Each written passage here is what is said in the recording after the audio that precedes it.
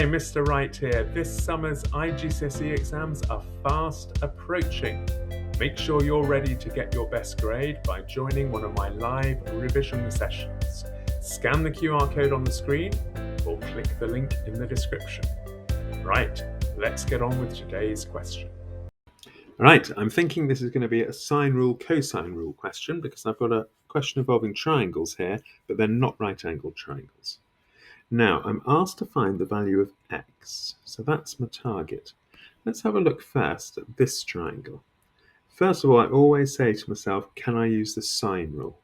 To use the sine rule, you need to know a pair. You need to know an angle and the length of the opposite side.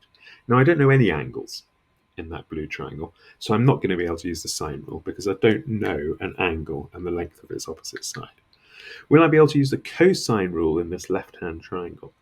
Well, if I want to find an angle, I need to know all three sides, and I don't know that side. So I won't be able to use the sine rule or the cosine rule on the left-hand triangle yet. Let's look at the right-hand triangle, this triangle in yellow. And again, I always ask myself first, can I use the sine rule? Well, in this case, you can use the sine rule because you have a known angle and you know the length of its opposite side. So I can use that black pair of values to find the length of this side, which I'll call A. So when you're using the sine rule, always put the unknown on the top. A over sine 62 equals 12.8 over sine 40. And now I can straight away find the value of A, find the length of A on my calculator. 12.8 divided by sine 40, close the bracket, equals, times by sine 62, close the bracket, equals. Now I'm writing down enough digits after the decimal point so I don't fall in the trap of using an approximation and hence ending up with a different answer when I put my final answer correct to three significant figures. Right, now I know that length. Let's write that on here and see what I can do next.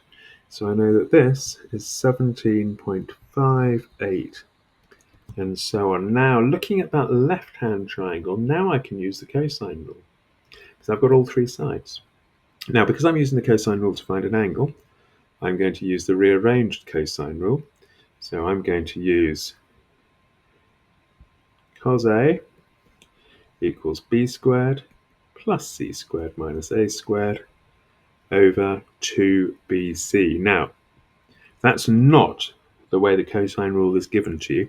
So personally, I would learn that rearranged form of it. So this time we're going to have cos x equals b squared plus c squared. So 13.4 squared plus 15.2 squared. Of course, it doesn't matter which way around you have those. Minus a squared. Just make sure that a, the angle, the side you're subtracting, is the side that is opposite the angle you want to find, all over 2 times b times c. Okay, that's going to give me cos of x. I'm going to work that out on my calculator. And then I'm going to inverse cos.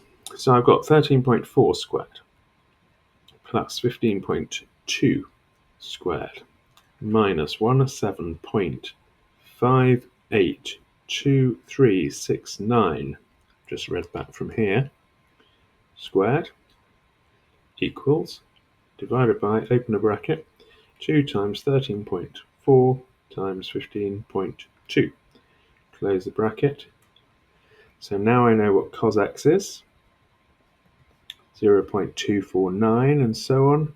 So now I'm going to go shift cos answer equals, and I get a value for x to three significant figures of 75.6. And that is that question done. Now what was it? It was a question 19. So grade 7, grade 8, and it was worth 5 marks.